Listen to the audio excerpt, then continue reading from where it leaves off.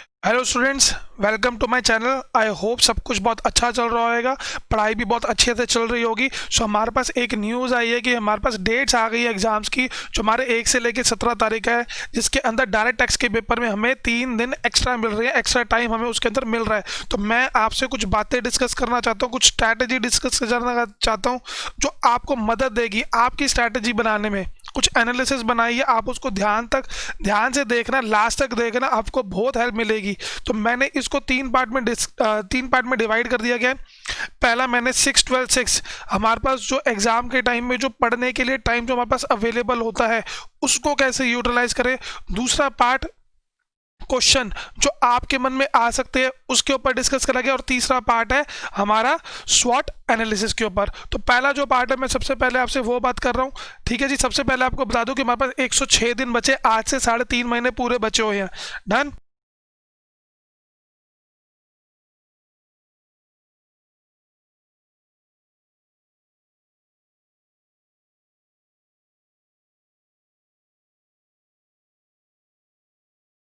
Let suppose जैसे मेरा exam होता है, मेरा एग्जाम एसएफएम का पेपर मैं देकर आया, उसके बाद ऑडिट के लिए मेरे पास कितना टाइम इफेक्टिवली बचा है पढ़ाई करने के लिए, जिसके अंदर मैं अपना अच्छे से आउटपुट निकाल सकता हूँ। बेटा हमारे पास 24 घंटे बचे हुए हैं। अगर मैंने इस दिन को ध्यान में रख के आज अच्छे से तैयारी कर ली, समझो इस चीज को, मैंने अगर जिस दिन मेरा एग्जाम है मेरे को जो मैं मतलब मुझे उस तरीके से आज प्रिपेयर करना है ताकि मेरा कोर्स वो 24 घंटे में कंप्लीट हो जाए। 24 घंटे का मतलब क्या, लेट्स सपोज आप एसएफएम का पेपर देकर आए हो, ठीक है, 2 से 5 बजे आपका पेपर है। उसके बाद आप घर पहुंचते हो, 1 घंटा लग जाता है, 6 साढ़े 6 बजे तक पहुंचते हो। ठीक है जी। उसके बाद आप या तो अपना रेस्ट करके पढ़ाई कर लो, ठीक है, या फिर आप आते ही अपना पढ़ना शुरू कर दो। वैसे आप थोड़ी देर रेस्ट करोगे, आधा पौना घंटा, मैं मान के चलता हूँ 7 साढ़े 7 अगर आप पढ़ाई शुरू करते हो, आपके पास 6 घंटे हैं, 5 से 6 घंटे अगर आप पढ़ना चाहो, आपके पास 6 घंटे हैं जिसके अंदर आप अपना आउटपुट निकाल सकते हो। और आपको आगे पढ़ना ही पड़ेगा, अगर आप नहीं पढ़ोगे तो दिक्कत दे जाओगे। जिनके पहले अटैम्प्ट लगे उनको ये चीज़ पता है कि हमारे पास टाइम अवेलेबल होता है। जो फर्स्ट टाइम जा रहे हैं मैं उनको ये चीज़ गाइड करना चाहता हूँ कि बेटा पेपर देने के बाद जब हम आते हैं हमें वो टाइम यूटिलाइज करना होता है। हमारे पास कुल मिला के 5 से 6 घंटे होते हैं जिसके अंदर हम पढ़ सकते हैं। मैं बार बार यही कह रहा हूँ, ये हमारे पास 6 घंटे हैं, हम इसके अंदर प्लान कर सकते हैं। वो प्लानिंग हमें आज करनी है, ठीक है। जब आने वाले टाइम पे आप पढ़ोगे आपको ये चीज प्लान करनी है कि इस दिन आके मैं क्या पढ़ूंगा। लेट सपोज ऑडिट है या एसएफएम है, मैं कौन से टॉपिक्स को कवर करूंगा। उसके बाद मैं 5.5 से 6 घंटे की नींद लूंगा। अगले दिन मेरे पास कितना टाइम बचा होता है, बेटा मैं जब उठूंगा 7 साढ़े 7 बजे उठूंगा, मैं पढ़ना चाहूँ मैं 8 बजे से अपनी तैयारी शुरू कर सकता हूँ। और मेरे पास 12 घंटे तो हैं ही हैं, 8 से 8 बजे का टाइम मेरे पास 12 घंटे है ही है जो मैं पढ़ सकता हूँ। उसके बाद भी अगर मैं पढ़ना चाहूँ, मतलब बीच में मैं अगर रेस्ट भी करूँगा, तो मैं कुल मिला के रेस्ट करने के बाद 12 से 13 घंटे का आउटपुट मैं अच्छे से अपना बेस्ट निकाल सकता हूँ। तो मेरे पास कितना टाइम बचा, शुरुआत में 6 घंटे, उसके बाद मतलब जो जिसमें बेस्ट आउटपुट निकाल सकता हूँ, जो मेरा पढ़ने का बिल्कुल टाइम है वो 12 घंटे है। 1 से 2 घंटे आपके निकल जाएंगे रिलैक्स करने में, रेस्ट करने में, ठीक है। बेटा अगले दिन जब आप उठोगे पूरी प्रॉपर नींद लेनी है। ऐसा नहीं कि पेपर से जब आप जब पेपर देने जा रहे हो, ऐसा नहीं कि भैया मैं उससे पहले की रात में सोया नहीं हूँ, ठीक है। नींद लेनी है, नींद प्रॉपर लेनी है, नींद लोगे तभी माइंड को रेस्ट मिलेगा, तभी आप अगले दिन रिकॉल कर पाओगे चीज़ों को। डन। तो अगले दिन मैं उठूंगा, बेटा मुझे अपनी पढ़ाई शुरू कर देनी है। कब, 6 साढ़े 6 बजे तक, मतलब बिफोर 7 आपको पढ़ाई शुरू कर देनी ही है, आपको रिवाइज करना ही है। बेटा इस पार्ट तक कितना, इस पार्ट तक, ये वाला जो पार्ट है, एक सेकेंड, ये वाला जो पार्ट है ना आपका, यहां तक मतलब 6 + 12 18 घंटे तक मेरा कोर्स हो जाना चाहिए। इस तरीके आपको आज प्लानिंग करनी है, आज उस वो एफर्ट्स डालने कि मैं उस टाइम पे 18 घंटे पे अपना कोर्स को रिवाइज कर लूँ, कंप्लीट कर लूँ, और जो मेरे पास एग्जाम डे वाले दिन जो मेरे पास 6 घंटे होंगे, ये मेरे पास अवेलेबल टाइम है कि मैं इस अवेलेबल टाइम में अपना कोर्स रिवाइज कर सकता हूँ। जो भी मैंने 18 घंटे में पढ़ा है उसको मैं 6 घंटे में रिवाइज कर लूँ। कोई नई चीज़ नहीं पढ़नी, जो भी हमने क्वेश्चंस मार्क कर रखे हैं, जो भी हमने पहले से, वो प्लानिंग हम आज करेंगे। वो प्लानिंग हम आज 3.5 महीने में करेंगे कि भैया उस दिन हमें क्या रिवाइज करना है, सो दैट मैं पेपर पे रिकॉल कर पाऊँ। ठीक है बेटा, हमें जो प्लानिंग जो करनी है, मतलब अगर आपने इन 24 घंटे के अंदर आप जो पढ़ जाओगे तभी आप पेपर में रिकॉल कर पाओगे। 2 से 5 बजे के टाइम में तभी आपको चीज़ें रिकॉल हो पाएंगी। अगर आपने 24 घंटे में चीज़ें को नहीं पढ़ के गए, नहीं देख के गए, बेटा बहुत ही मुश्किल होता है कि आप चीज़ों को रिकॉल कर पाओ। सो ये चीज़ मैं आपसे शेयर करना चाहता था, तो इस चीज़ को ध्यान में रखना। मैं लास्ट टाइम फिर से आपको ये रिपीट कर रहा हूँ कि बेटा हमें इस तरीके से आज पढ़ाई करनी है ताकि वो 24 घंटे में मैं अपना कोर्स रिवाइज कर पाऊँ, कोर्स देख पाऊँगा तो परफॉर्म कर पाऊँगा। तो ये जो है आप इसको थोड़ा ध्यान में रख लेना। ठीक है जी, अगर आपको फोटो लेनी है आप इसकी देख लेना और इसको लगा लेना, इसके बारे में चिंतन करना, सोचना जरूर इसके बारे में।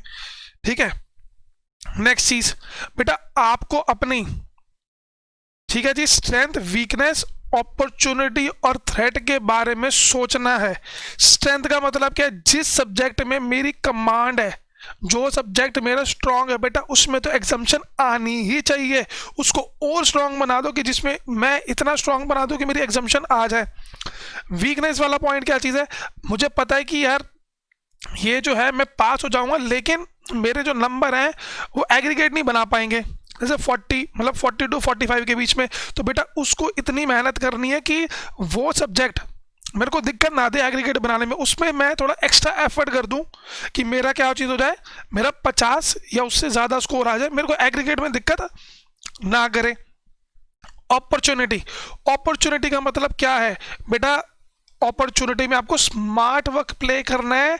सब्जेक्ट के अंदर आपको एनालाइज करना पड़ेगा कौन से सब्जेक्ट में आप स्मार्ट वर्क प्ले करके उसमें एग्जाम्पशन ला सकते हो, या फिर उसको ऐसा बना सकते हो कि 55 से 60 के बीच में अगर एग्जाम्पशन नहीं आ पा रही तो मैं मोर देन 50, 55 से 60 के बीच में कोशिश करो कि मैं नंबर ले आऊं, ताकि जिसमें मेरे 40 आने हैं मेरे एग्रीगेट से निकल जाए।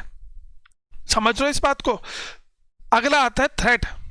थ्रेट के अंदर क्या है कि भैया मुझे पता है कि मेरा ये सब्जेक्ट कमजोर है। लेट्स सपोज फर्स्ट ग्रुप में ऑडिट ले सकते हो एग्जाम्पल के तौर पे, जी मेरा ऑडिट में हार्ड टाइट है या फिर उसमें निकलना मुश्किल होता है, तो बेटा उसको सबसे ज़्यादा मेहनत करनी है, थ्रेट वाले को सबसे ज़्यादा करनी है, क्योंकि थ्रेट जो है आपका ग्रुप रोक सकता है, आपका सक्सेस रोक सकता है, आपकी सीए रोक सकता है।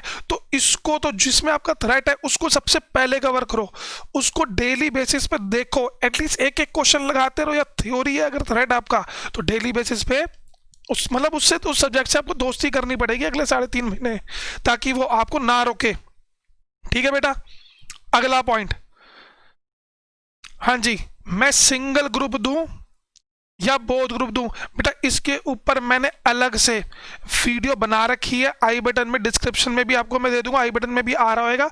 ये वीडियो जरूर देखना ताकि आप सही से डिसीजन ले सके कि मेरे को सिंगल ग्रुप देना है या बोथ ग्रुप देना है। बेटा लालच मत करना कि 3.5 महीने हैं चल ट्राई कर लेता हूँ, जुआ मत खेलना। यहाँ पे बेटा हमें ऐसा डिसीजन लेना है, या तो मेरा ग्रुप निकले या फिर मेरे को एग्जाम्पशन आए। ठीक है, तो वो वीडियो जरूर देखना, आपको बहुत हेल्प मिलेगी। ठीक है जी, क्वेश्चन आता है जी हम क्या रेफर करें? बेटा ये इसके ऊपर भी पूरी वीडियो बनाई हुई है, वो भी आई बटन में आ रहा होगा, डिस्क्रिप्शन में भी दे दूंगा, वो भी देखना कि हमें पर सब्जेक्ट जो भी हमारे पास ये जो सब्जेक्ट दे रखे इसके अंदर हमने कंटेंट क्या पढ़ना है। वैसे भी शॉर्ट में बता रहा हूँ बेटा, हमें आईसीआई मटेरियल का कंटेंट पढ़ना होता है। एफआर के अंदर जितने भी हमने क्वेश्चन करने सारे आईसीआई के करने हैं, और न्यू कोर्स के अंदर मई 18 ऑनवर्ड्स आरटीबी देखने हैं। एसएफएम के अंदर हमें आईसीआई का ही क्वेश्चंस लगाने, ठीक है जी, प्रैक्टिस करने के लिए। मैं फिर से बता रहा हूँ इसकी वीडियो जरूर देखना, सारा डेटा बता रखा है, और नोट्स के बारे में भी उसमें बता रखा है कि नोट्स कहाँ पे दे रखे हैं। अगला पॉइंट आता है जी हमारा जो कोर्स है वो कब तक हो जाना चाहिए। बेटा कोशिश करो कोशिश करो कि हमारा कोर्स अगस्त एंड तक हो जाए। मैंने इसको तब भी आगे बाइफरकेट करा है कि भैया अगर मेरी कोचिंग कंप्लीट हो चुकी है, अगर मेरी कोचिंग कंप्लीट हो चुकी है तो बेटा मेरा रिवीजन जो है अगस्त एंड तक हो जाना चाहिए एक बार तो, ठीक है। अगस्त एंड के बाद आपको सेकेंड रिवीजन सितंबर एंड तक लगा लेनी है with mock test paper. Let suppose 5 दिन दे दिए, 4 दिन दे दिए एक सब्जेक्ट को, उसके बाद उसका क्या लगा लिया, मॉक टेस्ट पेपर लगा लिया, गलती आइडेंटिफाई हो गई, जो मैं आगे फाइनल के टाइम पे, जो भी मेरा फाइनल में नवंबर में एग्जाम होएगा, मैं वो गलती ना करूं। उसके बाद अक्टूबर जो है आपका पूरा का पूरा टाइम किस चीज़ का है, रिवीजन। इस टाइम पे आपको और ज़्यादा मॉक टेस्ट पेपर लगाने, बेटा मॉक टेस्ट पेपर लगाने मैंडेटरी हैं सीएमए। अगर मॉक टेस्ट पेपर नहीं लगाओगे बेटा पेपर के अंदर गोलियां चलेंगी। बेटा हमें उससे बचना है, हमें उससे बच के और हमें उसको कन्वर्ट करना है अपने मार्क्स के अंदर।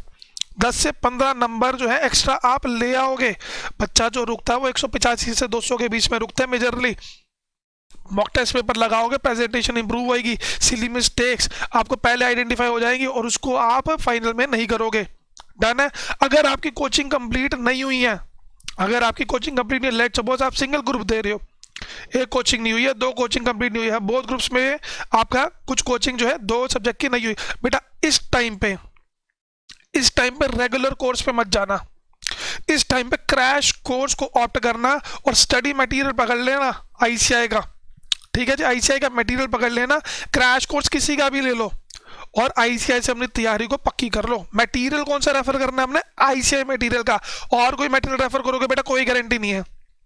तो और जो कोचिंग आप लोगे बेटा अगस्त एंड तक का ही टाइम है हमारे पास, उसको हमने कंप्लीट कर लेना है। कैसे, by opting crash course. And material किसका रेफर करना है, आईसीआई का। ऑथर ने बना रखे उनको रिस्पेक्ट दो, ठीक है, लेकिन डिग्री किसने देनी है आप ये बताओ, ऑथर ने देनी है या आईसीआई ने देनी है, आईसीआई ने देनी है ना। तो बेटा आईसीआई का मटेरियल ही हमें रेफर करना पड़ेगा। थर्ड पॉइंट, हाँ जी, जब आपका चीज अगस्त एंड तक आपका जब कोर्स हो जाएगा तो बेटा आपको सितंबर में, पूरी सितंबर आपको रिवीजन करनी है।